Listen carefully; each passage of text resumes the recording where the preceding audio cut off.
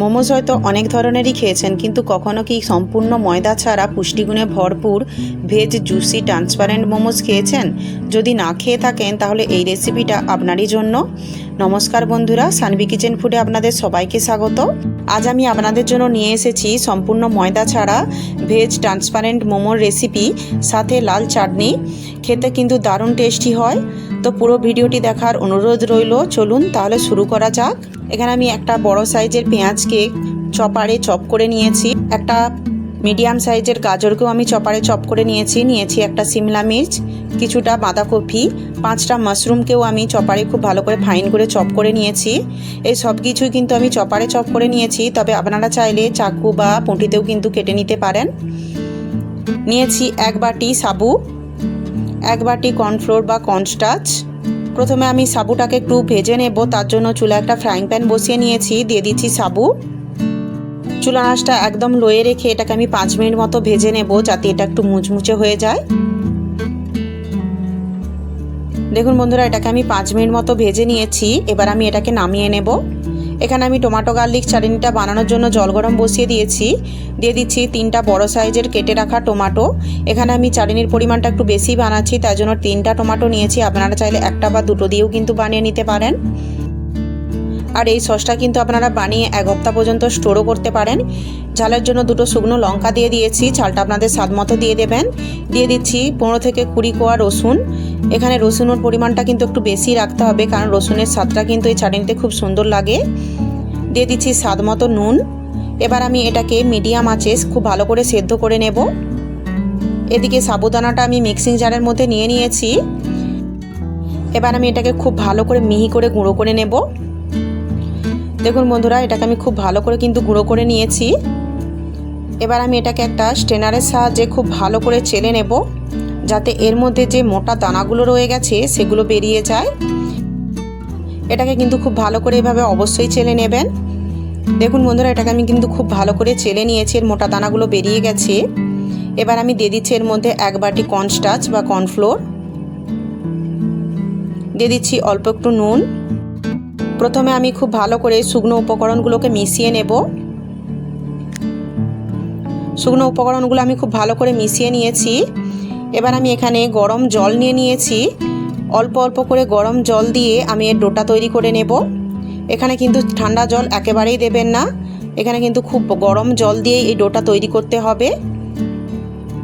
অল্প অল্প করে জল দিয়ে কিন্তু আমি এই ডোটা তৈরি করে নিচ্ছি। দেখুন, এবার আমি হাতের সাহায্যে খুব ভালো করে এই ডোটাকে তৈরি করে নেব। এখানে জলের পরিমাণটা কিন্তু একটু বুঝে দেবেন। দেখুন বন্ধুরা, ডোটা কিন্তু আমি তৈরি করে নিয়েছি। এবার আমি এটাকে 1 মিনিট মতো খুব ভালো করে দলে নেব, যাতে এটা একটু সফট হয়ে যায়। এটাকে আমি খুব ভালো করে 1 মিনিট মতো দলে নিয়েছি। ডোটা কিন্তু আগের থেকে অনেকটাই সফট হয়ে গেছে। দেখুন, এটা ঠিক এরকম সফট থাকবে। এবার আমি এটাকে ঢাকা দিয়ে 10 মিনিটের জন্য সাইডে রেখে দেব। এখানে আমি একটা বাটিতে 3 থেকে 4 টেবিল চামচ জল নিয়ে নিয়েছি। দিয়ে দিচ্ছি 1 চামচ কর্নস্টার্চ। খুব ভালো করে এটাকে আমি মিশিয়ে নেব। এটাকে আমি খুব ভালো করে মিশিয়ে নিয়েছি। এবার আমি এটাকে সাইডে রেখে দেব। এদিকে দেখুন, টমেটোটাও কিন্তু আমার খুব ভালো করে সেদ্ধ হয়ে গেছে। এবার আমি রঙের জন্য দিয়ে দিচ্ছি এর মধ্যে 1/2 চামচ কাশ্মীরি লঙ্কার গুঁড়ো। এখানে যে আমি কর্নফ্লোর মেশানো জলটা রেখেছিলাম, সেই জলটা থেকে অর্ধেকটা আমি এর মধ্যে দিয়ে দেব। এবার আমি এই চুলা আঁচটা একদম লোয়ে রেখে এটাকে অনবরত নেড়েচেড়ে 1 মিনিট মতো খুব ভালো করে ফুটিয়ে নেব। অবশ্যই কিন্তু এভাবে অনবরত নেড়েচেড়ে এটাকে ফুটিয়ে নেবেন, তা নাহলে কিন্তু এটা থকথকে হয়ে যাবে। এটাকে আমি 1 মিনিট মতো ফুটিয়ে নিয়েছি। চাটনিটা কিন্তু আমার একদম রেডি হয়ে গেছে। এবার আমি এটাকে নামিয়ে নেব। এবার আমি পুরটা তৈরি করে নেব, তার জন্য একটা ফ্রাইং প্যান বসিয়ে নিয়েছি। দিয়ে দিচ্ছি কিছুটা মাখন, অল্প একটু সাদা তেল। তবে আপনারা যদি মাখনটা দিতে না চান তাহলে পুরোটাই সাদা তেলে তৈরি করতে পারেন, তবে মাখনটা দিলে কিন্তু এর স্বাদটা খুব সুন্দর হয়। খুব ভালো করে এগুলোকে গরম করে নেব। দেখুন বন্ধুরা, এগুলো কিন্তু খুব সুন্দর করে গলে গিয়ে গরম হয়ে গেছে। এবার আমি এখানে নিয়েছি 1 ইঞ্চি আদা, কিছুটা রসুন আর 3টা কাঁচা লঙ্কাকে আমি চপারে খুব ভালো করে মিহি করে চপ করে নিয়েছি। এগুলো আমি এর মধ্যে দিয়ে দেব। এগুলোকে আমি একদম লো আঁচে 1 থেকে 1.5 মিনিট মতো ভেজে নেব। এর থেকে বেশি কিন্তু ভাজবেন না। দেখুন বন্ধুরা, আদা রসুনটা আমার খুব ভালো করে ভাজা হয়ে গেছে। এবার আমি দিয়ে দিচ্ছি এখানে চপ করে রাখা মাশরুম। তবে আপনারা মাশরুমটা যদি পছন্দ না করেন তাহলে স্কিপও করতে পারেন। মাশরুমটা দিলে স্বাদটা খুব সুন্দর হয়, তাই আমি এখানে মাশরুমটা ব্যবহার করেছি। মাশরুমটাকে আমি ততক্ষণ পর্যন্ত নেড়ে চেড়ে ভেজে নেব যতক্ষণ না জলটা শুকিয়ে যাচ্ছে। আর চুলার আঁচটা কিন্তু আমি এখন হাই রেখেছি। দেখুন বন্ধুরা, মাশরুমের জলটা কিন্তু আগের থেকে শুকিয়ে গেছে। এবার আমি দিয়ে দিচ্ছি বাকি সবজিগুলো। প্রথমে দিয়ে দিচ্ছি বাঁধাকপি এবং ক্যাপসিকাম। এবার দিয়ে দিচ্ছি গাজর কুচি, পেঁয়াজ কুচি। খুব ভালো করে এগুলোকে আমি মিশিয়ে নেব। চুলার আঁচটা আমি এখন হাই করে নিয়েছি। এগুলোকে আমি খুব ভালো করে মিশিয়ে নিয়েছি। দিয়ে দিচ্ছি স্বাদ মতো নুন, হাফ চামচ গোলমরিচের গুঁড়ো। গোলমরিচের গুঁড়োটা দিলে কিন্তু স্বাদটা খুব সুন্দর হয়। দিয়ে দিলাম ধনেপাতা কুচি। এগুলোকে আমি খুব ভালো করে মিশিয়ে নিয়ে হাই ফ্লেমে 2 মিনিট মতো ভেজে নেব। এগুলোকে আমি 2 মিনিট মতো ভেজে নিয়েছি। দিয়ে দিচ্ছি বাকি কর্নফ্লোর মেশানো জল। এটাকে এবার আমি ততক্ষণ পর্যন্ত ভেজে নেব যতক্ষণ না সবজিটা খুব সুন্দর করে সফট হয়ে যাচ্ছে। যে সমস্ত পুরনো বন্ধুরা আমার পাশে আছেন তাদেরকে জানাই অসংখ্য ধন্যবাদ, এবং যে নতুন বন্ধুরা আমার চ্যানেলে আজ নতুন এসেছেন তাদের কাছে অনুরোধ রইল চ্যানেলটিকে সাবস্ক্রাইব করে আমার পাশে থাকবেন এবং পাশে থাকা বেল আইকনটি অবশ্যই অল করে নেবেন যাতে আমার পরের ভিডিওর নোটিফিকেশানটি আপনাদের কাছে পৌঁছে যেতে পারে। দেখুন বন্ধুরা, পুরটা কিন্তু আমার একদম রেডি হয়ে গেছে।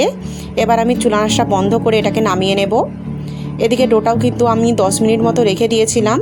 ডোটা কিন্তু আমার একদম রেডি হয়ে গেছে। এবার আমি এটাকে আরও 1 মিনিট মতো খুব ভালো করে দলে নেব যাতে এটা খুব সুন্দর করে সফট হয়ে যায়। দেখুন বন্ধুরা, এটাকে আমি 1 মিনিট মতো দলে নিয়েছি। ডোটা কিন্তু খুব সুন্দর সফট হয়ে গেছে দেখুন। এবার আমি এটা থেকে ছোট ছোট করে লেচি কেটে নেব। লেচিগুলো আমি এরকম সাইজের কেটে নিচ্ছি। একই রকমভাবে আমি সবগুলো কেটে নেব। সবগুলো লেচি আমি কেটে নিয়েছি। এবার আমি হাতে হালকা চাপ দিয়ে লেচিগুলোকে খুব ভালো করে গোল করে নেব। সবগুলো লেচি আমি কিন্তু একই রকমভাবে গোল করে নেব। সবগুলো লেচি আমি খুব ভালো করে গোল করে নিয়েছি। এবার আমি মোমোসগুলো বানিয়ে নেব। তার জন্য একটা লেচি নিয়ে হালকা করে কর্নফ্লোর লাগিয়ে নিচ্ছি যাতে বেলার সময় এটা লেগে না যায়। এটাকে কিন্তু খুব বেশি পাতলা বা মোটা করে বেলা যাবে না। যেভাবে আমরা লুচি তৈরি করি সেরকম রাখলেই কিন্তু হবে। দেখুন, একটাকে আমি কিন্তু খুব ভালো করে বেলে নিয়েছি। এবার আমি 1 চামচ তৈরি করে রাখা পুর এর মধ্যে দিয়ে দেব। এবার আমি একটা সাইডের থেকে দেখুন কিছুটা অংশ এভাবে ভেতরের দিকে ঢুকিয়ে নিচ্ছি, আর দুটো সাইড থেকে অল্প অল্প করে নিয়ে এভাবে পিঞ্চ করে নিতে হবে। আর পিঞ্চ করা অংশটাকে এভাবে ভেতরের দিকে আবার চাপ দিয়ে ঢুকিয়ে নিয়ে দুদিক থেকে আবার অল্প অল্প করে নিয়ে কিন্তু পিঞ্চ করে নিয়ে এভাবে ঢুকিয়ে নিতে হবে। একই রকমভাবে কিন্তু আমি পুরোটাই করে নেব। তবে আপনারা চাইলে আপনাদের পছন্দ মতো শেপেও কিন্তু করে নিতে পারেন। এই ডিজাইনটা কিন্তু খুব সুন্দর লাগে দেখতে, তাই আমি এই ডিজাইনটাই তৈরি করছি। দেখুন বন্ধুরা, আমি কিন্তু দু সাইড থেকে অল্প অল্প করে নিয়ে পিঞ্চ করে ভেতরের দিকে ঢুকিয়ে আবার সেম প্রসেসেই কিন্তু পুরোটা করে নিয়েছি। এবার যে শেষের অংশটা আছে এটাকে আমি হালকা করে হাতে করে ঘুরিয়ে নিয়ে গোল করে নিচ্ছি। দেখুন দেখুন বন্ধুরা, একটা কিন্তু আমার একদম রেডি হয়ে গেছে। কতটা সুন্দর হয়েছে দেখুন। একই রকমভাবে আমি আরও একটা দেখিয়ে দেব, তার জন্য আরও একটা আমি বেলে নিচ্ছি। দিয়ে দিচ্ছি 1 চামচ তৈরি করে রাখা পুর। একই রকমভাবে কিছুটা অংশ প্রথমে এভাবে ভেতরের দিকে ঢুকিয়ে নিতে হবে। তারপর দু সাইড থেকে অল্প অল্প অংশ নিয়ে পিঞ্চ করা অংশটাকে ভেতরের দিকে আবার দাবিয়ে নিতে হবে।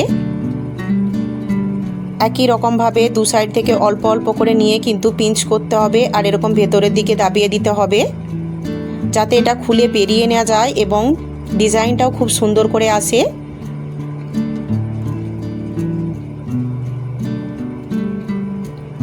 দেখুন বন্ধুরা, সেম প্রসেসেই কিন্তু আমার এটাও একদম রেডি হয়ে গেছে। আর শেষের অংশটাকে কিন্তু আমি এভাবে হাতে করে ঘুরিয়ে নিয়ে গোল করে নিচ্ছি। সবগুলো আমি বানিয়ে নিয়েছি। এবার আমি এগুলোকে সেদ্ধ করে নেব। তার জন্য আমি এখানে একটা ছেঁদাওয়ালা পাত্র নিয়ে নিয়েছি। এটার মধ্যে আমি প্রথমে অল্প একটু তেল লাগিয়ে নেব, যাতে মোমোসগুলো সেদ্ধ করার সময় এর মধ্যে লেগে না যায়। এটাকে আমি খুব ভালো করে তেল লাগিয়ে নিয়েছি। এবার আমি তৈরি করা মোমোসগুলো এর মধ্যে দিয়ে দেব। তবে এখানে একসাথে খুব বেশি মোমোস কিন্তু দিয়ে দেবেন না, কারণ এটা সেদ্ধ হওয়ার সময় কিন্তু ফুলে উঠবে, তখন কিন্তু একটার সাথে আরেকটা লেগে যাবে। হালকা ফাঁকা ফাঁকা রেখে কিন্তু আমি মোমোসগুলো এর মধ্যে দিয়ে দিচ্ছি দেখুন। আর একের ওপর এক কিন্তু একেবারেই দেবেন না। সবগুলো আমি দিয়ে দিয়েছি। এবার আমি এখানে সেদ্ধ করার জন্য কড়াইতে জল গরম বসিয়ে দিয়েছিলাম। জলটা ফুটতে শুরু করে দিয়েছে। এবার আমি এটাকে এর মধ্যে দিয়ে দিলাম। এটাকে এবার আমি ঢাকা দিয়ে 10 মিনিট মতো হাই ফ্লেমে সেদ্ধ করে নেব। এদিকে চাটনিটাও কিন্তু একদম ঠান্ডা হয়ে গেছে। এবার আমি এটাকে বেটে নেব। এটাকে আমি একটা মিক্সিং জারের মধ্যে নিয়ে নিচ্ছি। দিয়ে দিচ্ছি স্বাদ ব্যালেন্স করার জন্য 1 চামচ চিনি। খুব ভালো করে এটাকে আমি বেটে নেব, তবে কিন্তু খুব ফাইন করে বাটবো না, একটু ছিবড়ে ছিবড়ে রেখে কিন্তু এটাকে বাটতে হবে। দেখুন বন্ধুরা, এটাকে কিন্তু হালকা ছিবড়ে ভাব রেখে আমি বেটে নিয়েছি। কালারটা কতটা সুন্দর এসেছে দেখুন। এখানে কিন্তু আমি কোনো কালার অ্যাড করিনি। এটাকে আমি একটা বাটির মধ্যে ঢেলে নিচ্ছি। দিয়ে দিচ্ছি 1 চামচ পিৎজা সিজলিং। দিয়ে দিচ্ছি অল্প একটু ধনেপাতা কুচি, ছোট চামচের 2 চামচ ভিনিগার। এটাকে খুব ভালো করে আমি মিশিয়ে নেব।